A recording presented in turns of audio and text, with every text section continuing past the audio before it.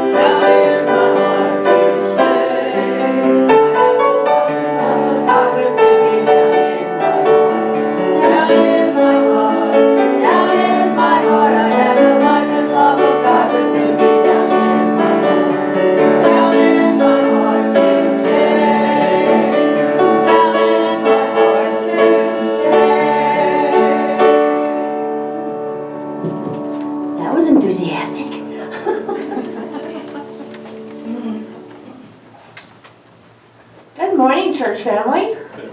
Welcome. And if you're watching us via the internet, welcome. We're glad you're with us. Today, I'd like to welcome Kathy and Mo back as our musicians. We are in for a wonderful treat. Today, Rick will be our reader. We have a wonderful guest for our speaker, Dr. Neil Helm. So welcome to you. We're glad you're here. All right, Rick, are you ready? If you're new with us today, will you raise your hand? We do have some visitor packets. And, yeah. All right. And please fill out the form. We would love to send you a thank you note for joining us today. Thank you. Good morning. Good morning. Good morning. A wise friend just told me recently, the greatest gift we have to give to one another is our time.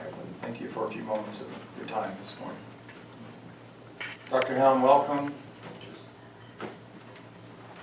I read to someone recently some of the after effects of NDE from the flyer that was put out about your appearance here today. I read to someone from this church a few of the after effects. Loss of the fear of death, for example, being more spiritual, convinced of a life purpose, having increased intuitive or psychic abilities, being less stressed, having a childlike sense of wonder and joy, being more creative, being physically younger looking. Not bad for 85. Well, I read this list to her and I asked her associations, her thoughts on the list, and she looked at me and she said, sounds like somebody who's been coming to this church for a long time, for a while. And I said, thank you, that was precisely my point.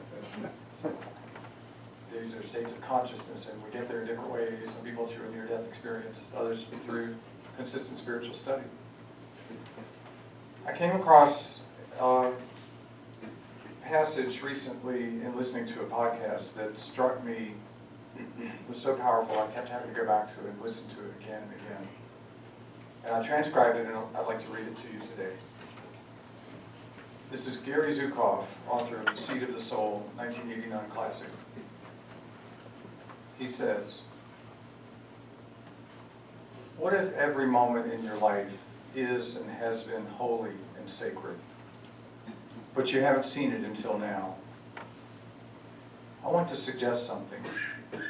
You are holy and you are sacred, and there's nothing you can do to change that.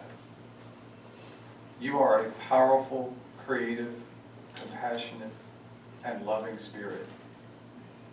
And the pain in your life is a measure of the distance between your self-image and your behavior and that reality. And everything that happens in your life gives you an opportunity to close that distance until it's zero. You don't have to do that. You have free will. But as you choose to ignore the loving parts of your personality and to cultivate or indulge the frightened parts, you will create more painful consequences. You will still be holy. You will still be sacred. You were born that way. Your personality will die that way. why not step into that experimental relationship, if it's experimental for you, and start to behave in the best way that you can. And by holy, I don't mean blessing people. Bless you, my son, my daughter. No, just be considerate. Listen to people. Know that you're on the earth, not by accident, but because your soul chose the experiences of physicalness. What is the experience of physicalness? It's a domain of time, space, matter, and duality, and duality, and duality. Duality requires choice. And in the Earth School, there's only two choices fundamentally. They are intentions, love or fear. Fear or love. You may feel that you have countless choices, but you really only have two. The consequences you create, the karmic return to sender message, is determined by intention, not by action. So become aware of your intentions, and then that requires emotional awareness and responsible choice, because creating authentic power is learning to distinguish within yourself the difference between love and fear, and then choosing love no matter what's happening inside of you or what's happening outside of you.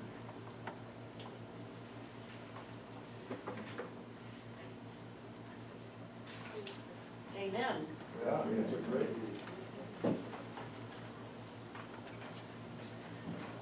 All right, please join us for our first hymn today. It will be projected on the, It will. when I say that will. Is that- Oh, I didn't know. Well, I don't know how people are going to sing it up. I didn't know it was the first hymn. I don't have Oh, yes. anything written here, so I didn't know. Okay. It's called Where Our Treasure Is. Can you find that? Well, while Nancy's finding it, No, I have it, it's right here. it's new to us. Okay. We did go through this instrumentally a couple of weeks ago. I'd like to play a brief intro and a verse and a chorus so you're hearing it, and then we'll come in with the first one. Sounds great. All right, please rise when you're able. We'll listen for the first part, and then we'll try it together.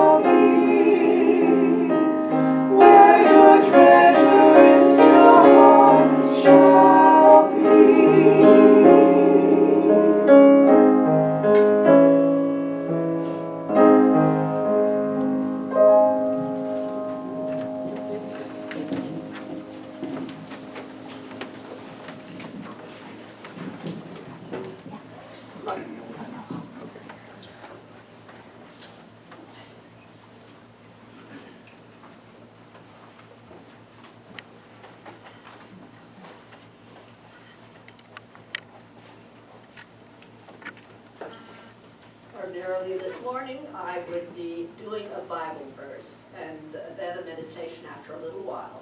However, we're going to combine those two things rather. We're just going to do the meditation so as to give Dr. Helm a little more time to speak. It's been such a pleasure having him here. None of you have had at him like I have, because I've been asking him questions and being regaled with all sorts of wonderful experiences, fascinating experiences that he has had throughout his life, including, believe it or not, spending a winter in Alaska in a tent, following Sputnik, keeping an eye on Sputnik when it was going past. My goodness, 10 of them. I don't know how you survived it. No. Even though he was raised in North Dakota. They know a little bit about cold weather too. But it's been such a pleasure. Thank you so much for being here. I wish everybody else could have been in on all the wonderful ideas and tales he's told as we've spoken through the weekend with him. But let's now have our meditation time. And as we always do, I ask you to close your eyes and take a deep breath.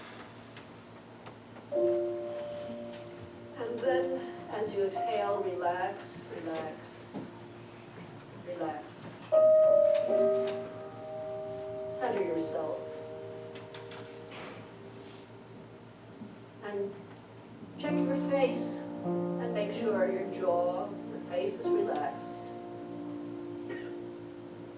As well as your shoulders and arms, hands. And down your back, your stomach, legs and feet.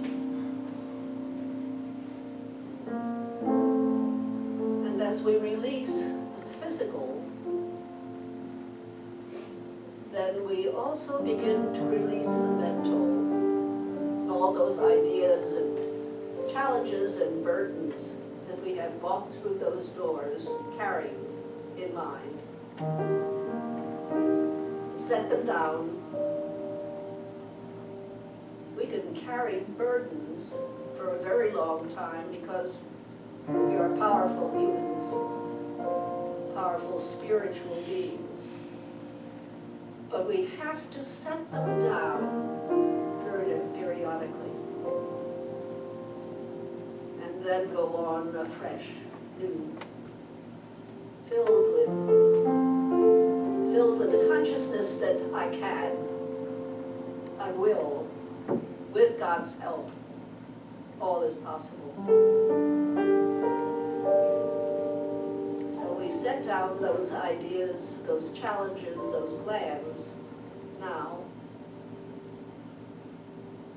and just be. Be what we are. The beloved child of God. One with Him. Connected inseparably and completely. Forever drawing from that infinite energy, that infinite creativity, that infinite love, peace, joy, as we remember to do it. The most powerful man who ever lived said, "Of myself I could do nothing." It is the Father within that doeth the works.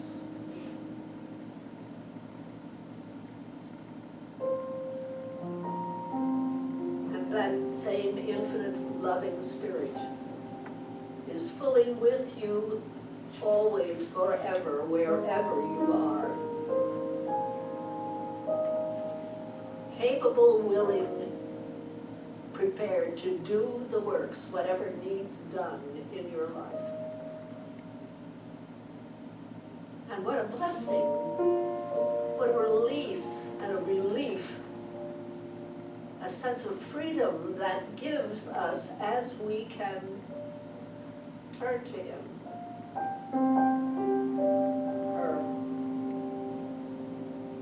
stop with pronouns, aren't we? God is neither male nor female. But infinite bliss, joy, love.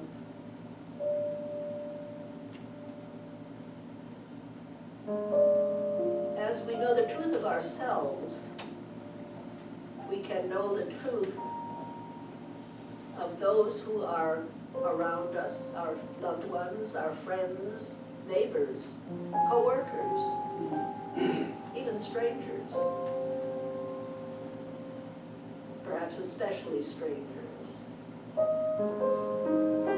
And as we know that they are one with whatever they imagine or feel or think they need, because they are one with God,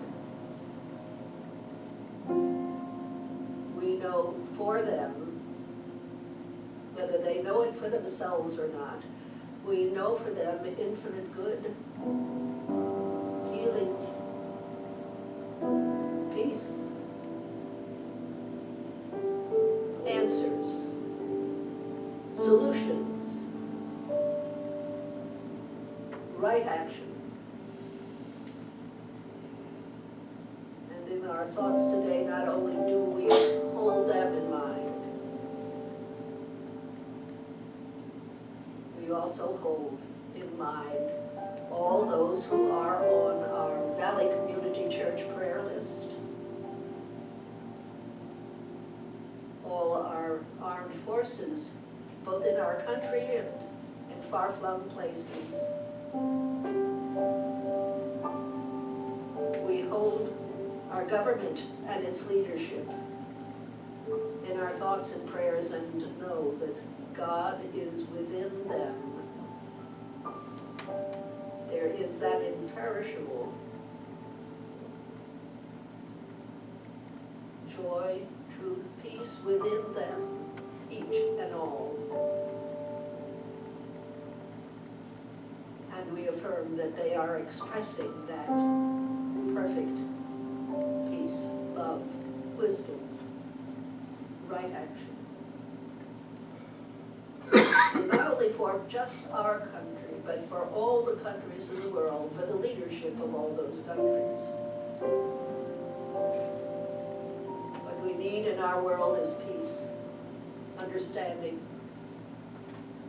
And this day, we ask, we affirm, we knock, and it is opened unto us. It is opened unto them.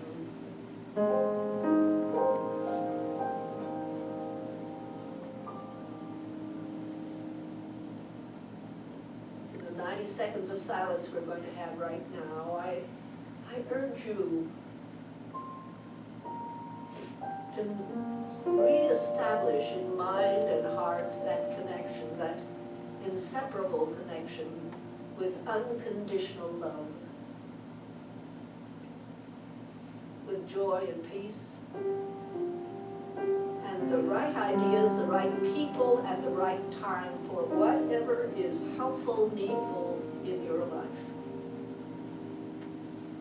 Always giving thanks in advance.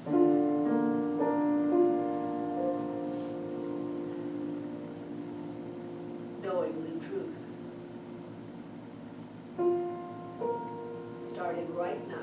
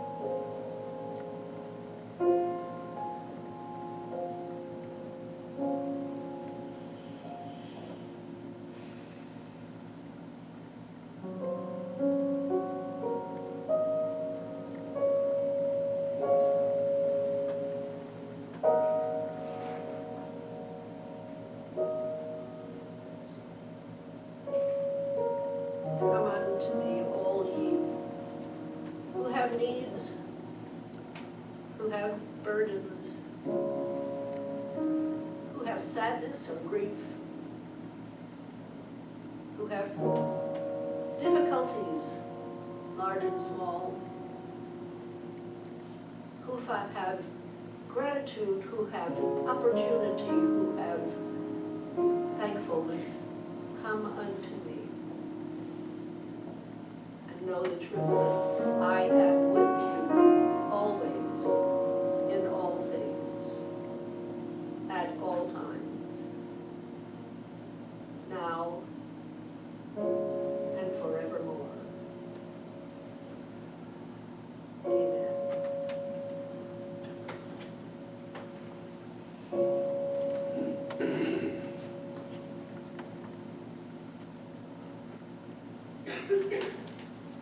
And now, may I ask you to say our divine sign statement again? You'll find it in the orders of service. I'll give you a moment to pick that up.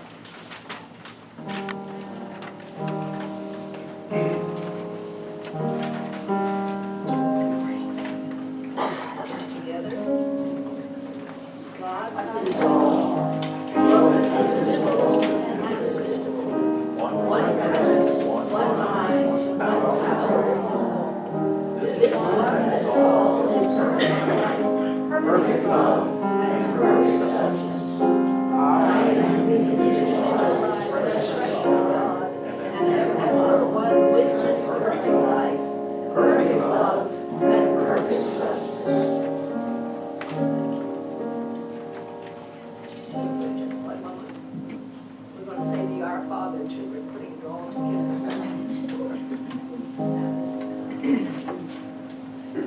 Together for this.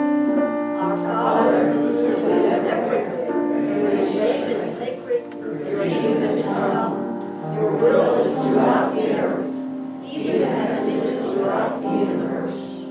You give us our needful bread from day to day, and you forgive us our offenses, even as we forgive our offenders. And you let us not enter into temptation, but separate us from error. Because yours are the kingdom, the power, and the song and praise, from all ages, throughout all ages, sealed in faith, trust, and truth. Amen. Thank you so much, Dr. Neal. Oh, no, not yet, excuse me. Take you around and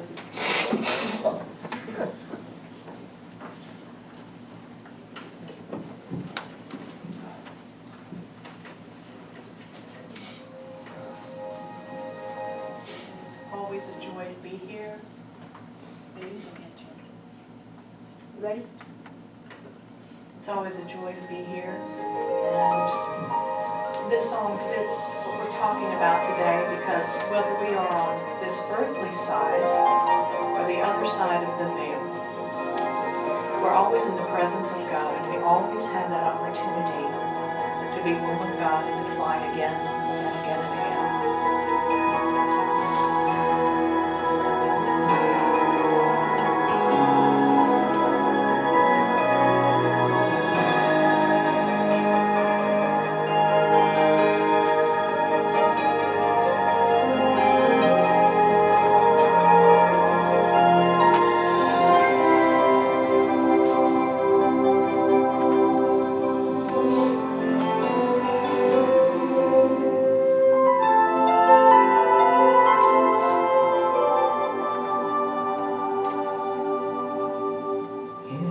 His trembling hands held a church pew that day, struggling to stand when they asked him to pray. With wisdom and strength his words were spoken,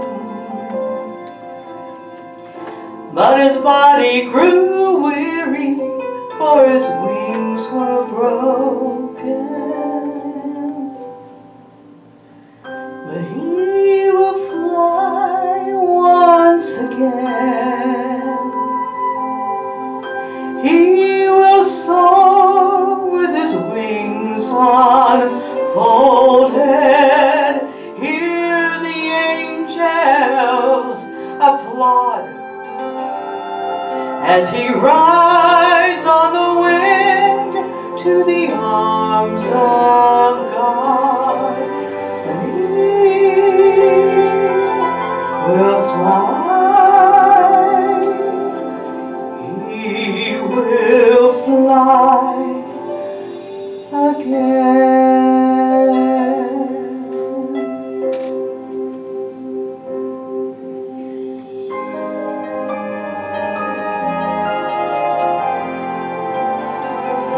And on that day when she left for the sky, I saw her smile as she told me goodbye. No more would she weep for missed tomorrows. No more would she suffer in a land of sorrows. She will fly once again. She will soar with her wings unfolded. Hear the angels applaud as she rides on the wind to the arms of God. And she will fly. She will fly. I know they're in a better place. I still dream of the day when I see their face and will embrace. And we will fly once again. We will soar with our wings unfolded. Hear the angels applaud as we ride on the wind to the arms of God. And we will fly. We will fly.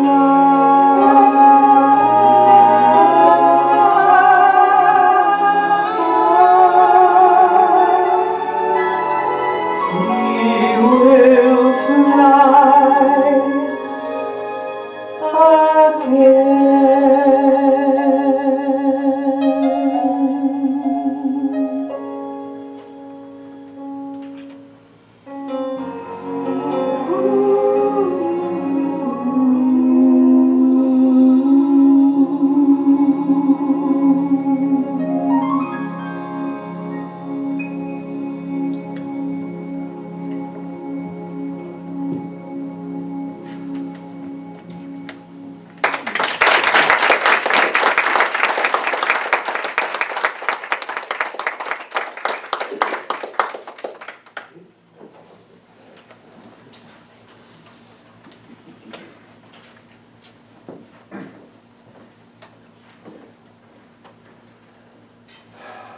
Good morning.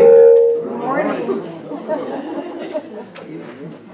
Peace be unto you. Peace be unto you from our Father God, the Son Jesus Christ, and our Holy Spirit. Gee, it's fun to be with you today. What a beautiful service and a beautiful group of people. I've now spent a couple of days with Dr. Wiggins and her daughter, and you broke some bread last night with many of you. And sitting here enjoying this worship this morning. I could worship in this congregation so very easily. You're so advanced and so spiritually sophisticated. It's just a pleasure to be here today and share. And this is what we do, by the way. We get together and the early Christians and early Muslims and early Aborigines they get together and they share their stories and they sing together and they break bread together. And this is how it works. This is what we're supposed to do. And so it's so natural. Somebody asked me last night, are you preparing your sermon? And for better or for worse, I just wing it. I always do, always have. For worse. And in fact, I thought I talked to Dr. Wiggins and I said, well, you know, I do talk on a whole series. I've had a whole series of sermons on science and spirituality. And she said, oh, well, we're divine science. That'll fit really well. And this morning, I traditionally, in my home, I get out of bed and I go right away in my pajamas, usually to we have a screen porch in our home that looks out over a lake and a state park. And I sit there and I meditate and talk to God. And so this morning I got out of bed and went and sat and was meditating and about what I should talk about today. And talking to God, God says, well, tell him about your most previous past life. And I had no idea that that's what I was going to talk about today. That's what God wants me to talk about. A lot of congregations aren't spiritually advanced enough to hear this and without going, whoa, whoa. But you are. So, and for those who weren't here Friday, I drowned in a hot springs in central Montana at age 5. And had a profound near-death experience that has changed my life ever since. And I met God soon after being resuscitated. And I have had this wonderful, beautiful experience of talking to God every day just like I talk to you. And when I was 10, I started getting gifts from God, and when I was like 12, he said, do you want to be psychic? And I said, well, I don't really understand it, but I'm open to you and I'm open to it. And from then on, the gifts just started coming with reservations. Now, the gifts are for his work, our work. And so I can't, by the way, go to a racetrack because I know who's going to win. So I've never gambled in my life since then because I can't do that. But anyway, getting now, so I have this daily relationship with God. And you can have it too. It's nothing I'm no more special than you. We're all one. And when I say peace to you this morning from our Father and our Son and our Holy Spirit, and you, we're all one. We're all one together. And once you sort of bring that oneness into you, life becomes so much easier when you know that you're one with God and that you carry. And God is here today. I mean, I can feel His presence, and what a beautiful group of people you are, and I can feel God here. And so I've had this beautiful experience, and then one of the gifts that God gave me was we meditated this morning, and I now learn to go into deep. I don't do it much anymore, but 30, 40 years ago, I could go into really, really deep meditations, 8 out of 10 levels deep into a meditative self-hypnosis, which I can do. I'm a certified hypnotherapist, amongst other things. So I understand, how to put yourself into a trance to a certain extent, like Edgar Casey did. I'm not Edgar Casey, and we all have these abilities. You just have to be open to it. So I can put myself into a trance and pierce. So when I was 5, I pierced the veil. I went to the other side. I met God. I was in heaven and then told I had to come back. So I wanted to know what the other side was like. So in this deep meditative state, I can now again pierce the veil and I can go to heaven. And it is so wonderful over there. It is so wonderful. Don't be afraid of dying. By the way, death. You go to the other side. Everybody does, by the way. Everybody goes to the other side. There's no hell. There's no hell, by the way. We're all on the path. The bottom line of all this, I could leave, we could all go eat here. But the bottom line is we're all on the path to get closer to God. And we're somewhere, all of us, every one of us, along that path. And I'm a reincarnationist. So I believe that there's this beautiful cycle of death and life, and we reincarnate again, and all again and again and again and again, to get closer to God. And when we're on the other side, we have our soul groups, and we work, interestingly enough, we work on love and forgiveness and things to get better for our next reincarnation, to get closer and closer to God. And sometimes we reincarnate, take a couple of steps backwards. But we're still on the path. We're still all on the path. Everyone gets there. So I go back, and one of the things I do is find out my most previous past life. I was born around 1830 in a Cheyenne, Native American community in southwest Kansas, on a creek that was about 100 miles long, and we just moved up and down this creek from year to year, and it sustained about 120, 150 people. And we were the furthest south of the Cheyenne. Our particular first chief that brought us down there didn't like the cold, so he moved us out of South Dakota down to southwest Kansas. And I was born with poor eyes right in the beginning, and then got what we now call glaucoma. And so I could not be a brave or a hunter. My eyes were not good enough. So I became the teacher of the children, both little boys and little girls.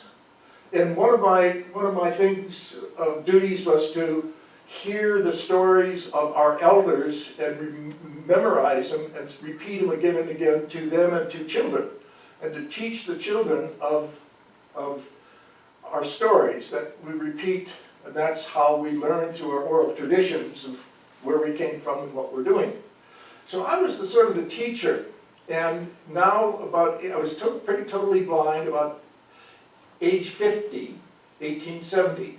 And you can't make these things up, by the way. I've gone back and researched this in enormous detail. Along comes a guy by the name of George Armstrong Custer, and 100 U.S. soldiers.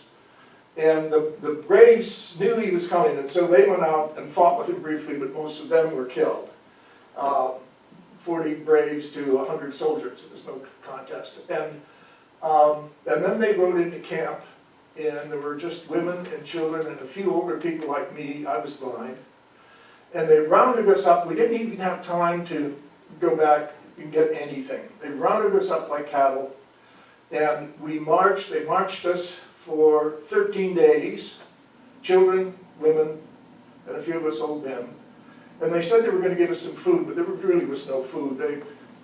One of the few of the soldiers would give us a little piece of hardtack, and we would give it to the children. And so in 13 days with no food and hardly any water, we got to Fort Hays in still south central Kansas. And then they just left us. The whole object of the whole thing was to get us off the land so that settlers could come in there. And so they just took us off that land and said they were going to take us to Fort Hays to help us, but there was no help. And when we got to Fort Hays, they just left us outside the gates, and pretty much all the women and us old men were basically near death from starvation and had very little water. And the children we kept trying to do, so on the 15th day I died, lying on the ground outside of Fort Hays, and I've gone back and I've stood on the ground where I died in 1870. And I was angry. And that on that particular life, I died angry. Why, God, why would you do this to women and children and old men? We were no threat to these people. We were no threat. Why would I die? So I carried that anger into sort of my karma into this life, and it's something that I've had to work through. So I've had anger management problems that I've had to work through, and as a psychologist I learned to do that. And so I went back then in deep hypnosis, I pierced the veil again and went back and visited that life again to get an understanding of how a really sort of kind teacher could get this angry. And then I went back and to what I call, and by the way, you all have spirit guides. On the other side, we're assigned to come down and help people. And you should be open to it. Every one of you out there, by the way, has one or more spirit guides.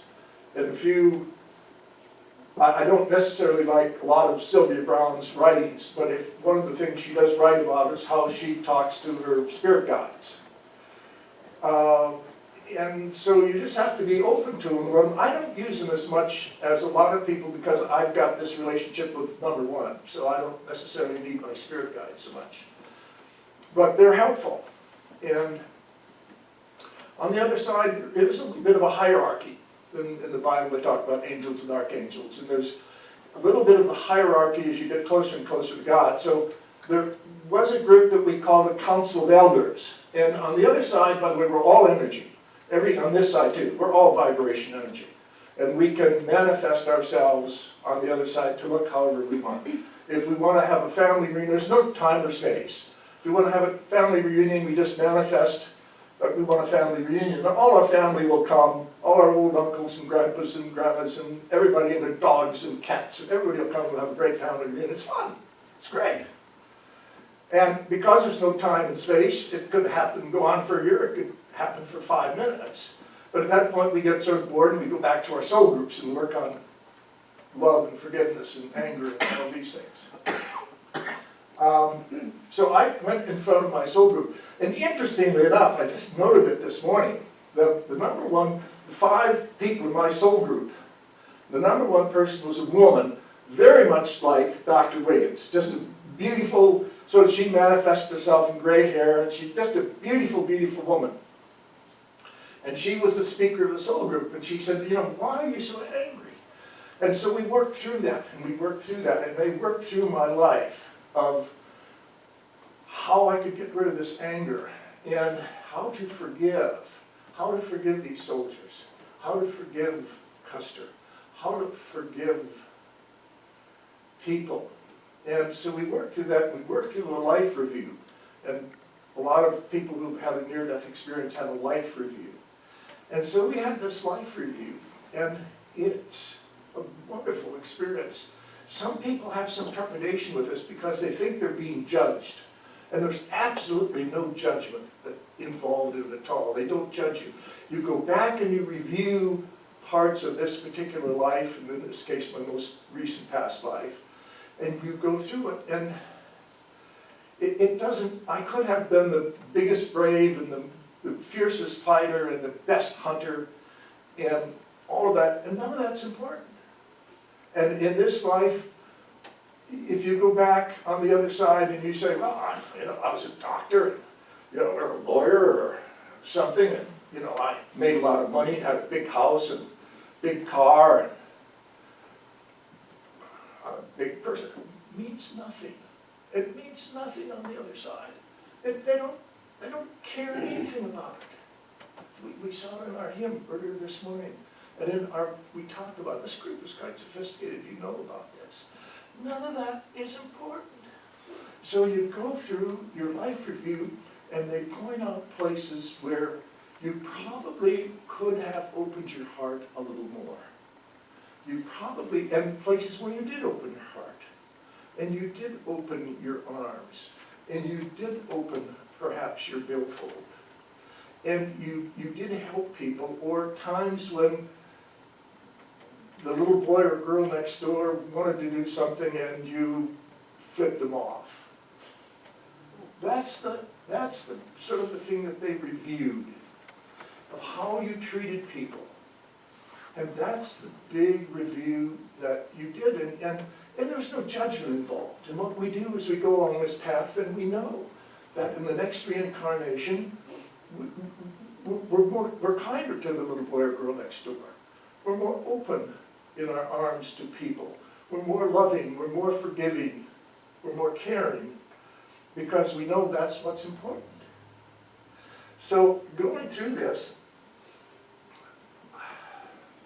it ended up that the greatest contribution I made in that entire life, the greatest contribution was a smile, a single smile.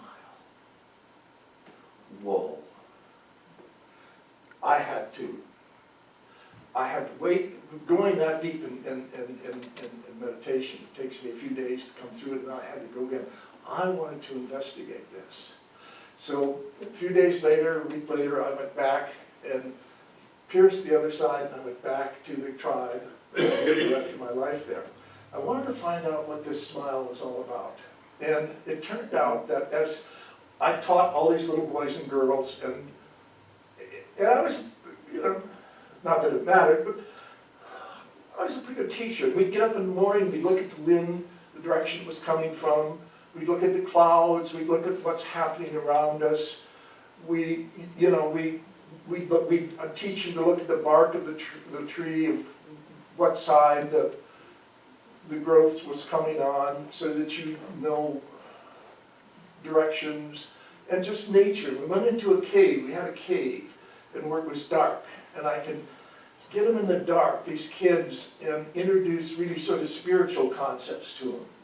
So that's the kinds of things I did as a teacher, and teach that, and then of course about the things in our tribe that world traditions, and I would try to get them to memorize them and learn them as well.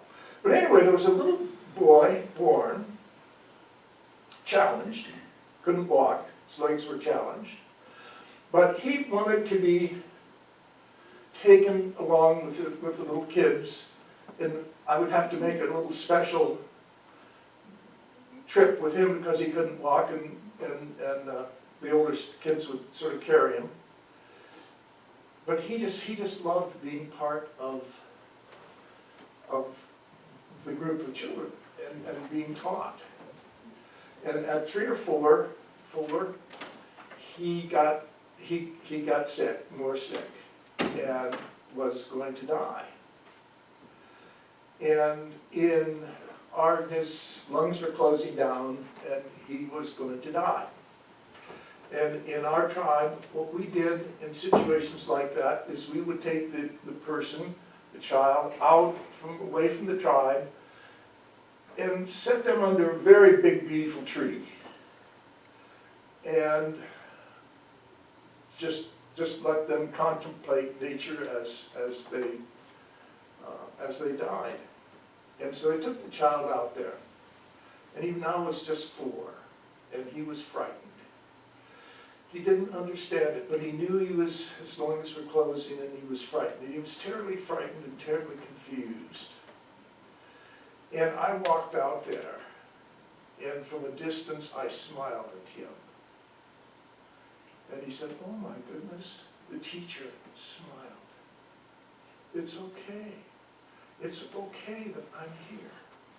It's okay that I'm going to die."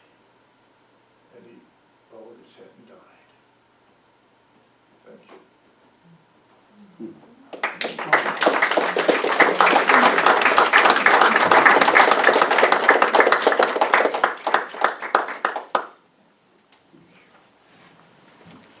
This next song was written by a friend of Kathy's and me, kind of a combined effort there. And it is about seeing Jesus in everything and everyone. And I think we learn a lot by doing that. We hate a lot less, and we're a lot more happier all the time.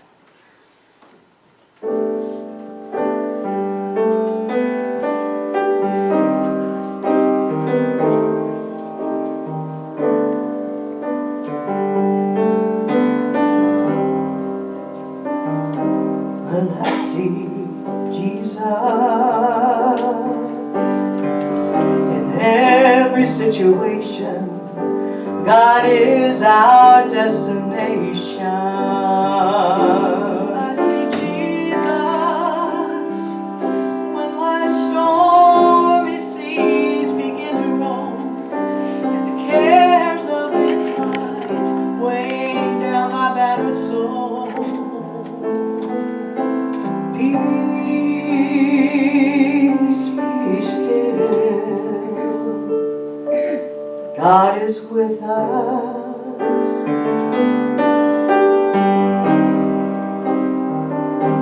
When I see Jesus in every situation, God is our destination. I see Jesus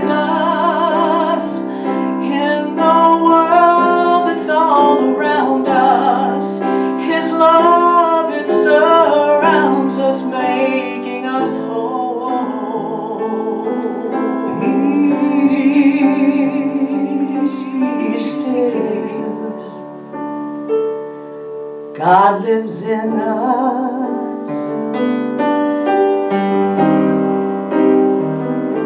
Well, I see Jesus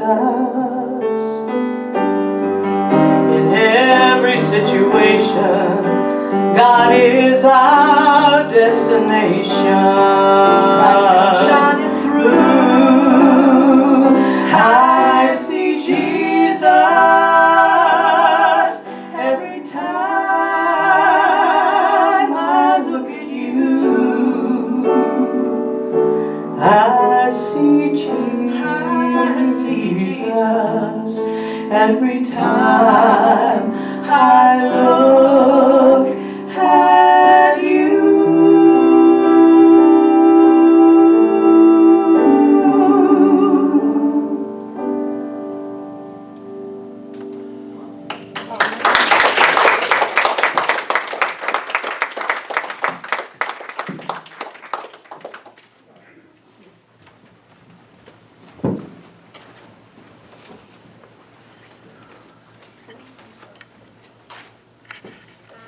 Thank you, Neil, and thank you, Kathy and Liz. It's been beautiful.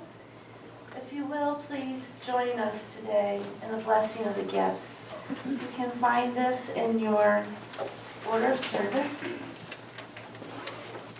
It's a wonderful time when we can give back what was first given us.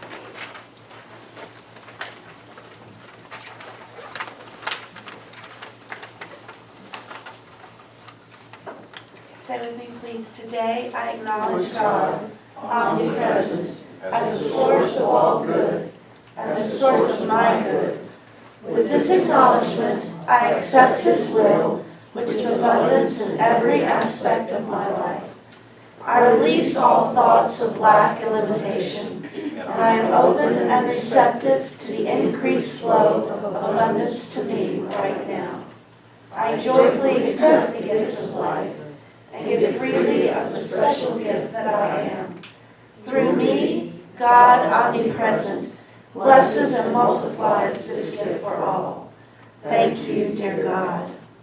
Now, as these baskets are coming along, would you please turn to someone and thank them for the special gift that they are? Thank you both for this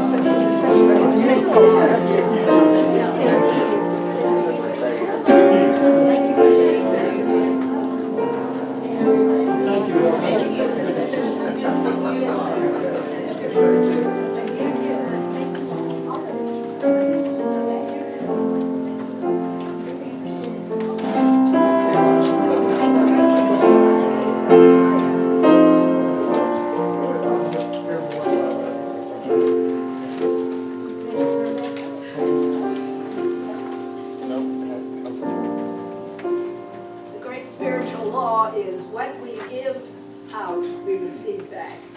As you take one of these pieces of paper and hold somebody in thought through this week in prayer, you will receive back far more than you give out.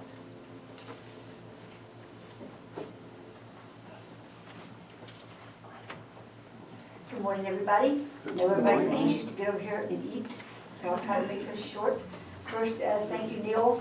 We've enjoyed having you. If you decide you want to move from Virginia Beach, come to Roanoke. We enjoy having you. So we hope you'll come back again. We really enjoyed it Friday night and last night at dinner and today. So we'll see. Somebody get you a little for. Thank you. So again, thank you, Neil, and I also want to thank, I'm always thanking everybody for things they do, but especially want to thank Pam Woods and Bob Brooks for helping me put the church back together. As y'all know, it got painted. Some people said, I didn't know it was a different color, but it was pink before. So thank you, Kathy. Kathy did a great job in painting. She got it done. I told her it had to be done by Friday afternoon, and she got it all done. It looks great. We're anxious to get the chairs now, so Not sure when they'll be here, but they have been ordered, so hopefully by sometime after the first of the year they'll be here. So that's going to make a huge difference in here also. So anyhow, we thank the people that have donated for the chairs and for the fundraisers we've had. We had another yard sale, store sale yesterday, and we raised over $260 already just for the weekend. So we're getting there for the chairs, and so I think we decided yesterday that this is the kind of sale we're going to have and not ones outside, because this is a whole lot easier. And we had a lot of fun. And for some of you that don't already know this, Pam Woods is a comedian, so we had lots of entertainment yesterday. So we have a lot of fun. So anyhow, the next time we have one, we probably won't have a sale like that. We still got the little store in the building, in the room in there in the corner, but we're not going to have a sale like that on a Saturday, probably not this spring again, because winter's here, holidays are here, we got lots going on. So, and speaking of lots going on, November is a busy month. We have Thanksgiving coming up, and as always, we have the annual Thanksgiving dinner here. So if you signed up to come to it, or you still want to sign up, please see Ann Peter, because they're trying to arrange a time as to what time to have the dinner on Thanksgiving Day. But we do that for people that can't be with their families, or don't want to be with their families, or for whatever reason. So anyhow, and everybody is welcome to come to that. So we again meet with Ann, and so they can figure out what time that they're going to have that dinner.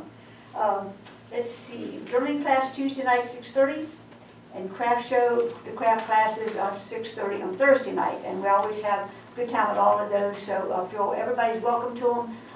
Even if you haven't journaled before, you can come right into the journaling class, and Pam show you what to do, tell you what to do. So, the flowers today are for Laurel's birthday, so happy birthday, Laurel. I know it's a little early, but anyhow. So you can celebrate all month. Again, thank you, Kathy, both for the great music today, and for everybody that's here. The visitors could please feel free to come back and eat. We always have plenty. So, did you have anything, Maria? No. Okay, all right. Let's sing and go eat. Our last hymn today is number 92, Sing of the Lord's Goodness. When you find your page, please rise and sing with us. Page 92, we're going to sing both verses, Sing of the Lord's Goodness.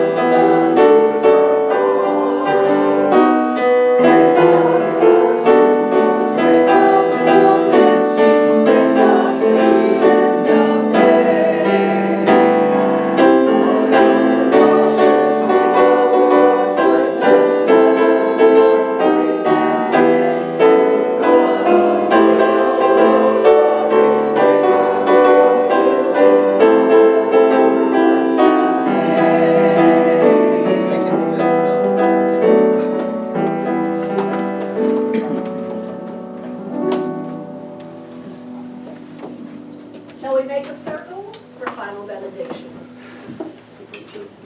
You're welcome. You're welcome.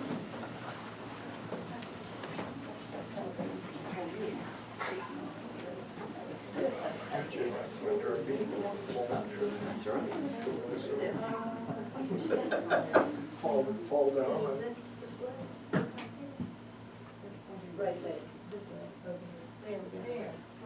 Okay. They're all safe again.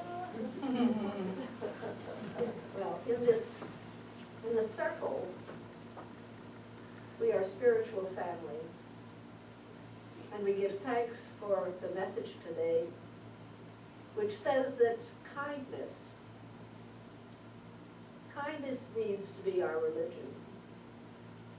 How we act in the simplest as well as the most complicated way to others and to ourselves is the most important thing we can do. We live kindness and love, and that fulfills every spiritual obligation. To understand this is to live triumphantly, and for that we give deepest thanks. Amen. Amen.